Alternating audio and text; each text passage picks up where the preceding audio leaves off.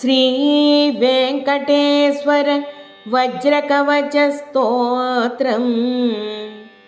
मार्कण्डेय उवाच नारायणं परब्रह्म सर्वकारणकारणं प्रपद्ये वेङ्कटेशाख्यं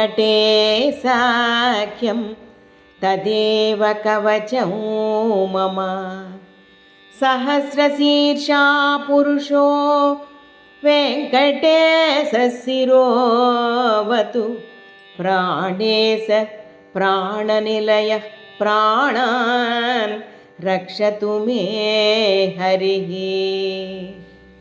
आकाशराट् सुतानाथ आत्मानं मे सदावतु देवदेवोत्तमोपाय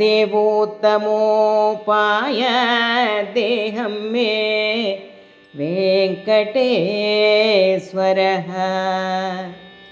सर्वत्र सर्वकालेषु मङ्गाम्बाजात् निरीश्वरः पालयेन्मां सदा कर्मसाफल्यं न प्रयच्छतु।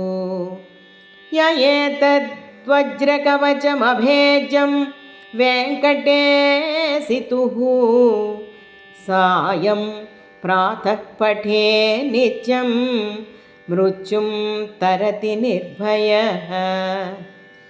इति श्रीमार्कण्डेयकृतं श्रीवेङ्कटेश्वरवज्रकवचस्तोत्रं सम्पूर्णम्।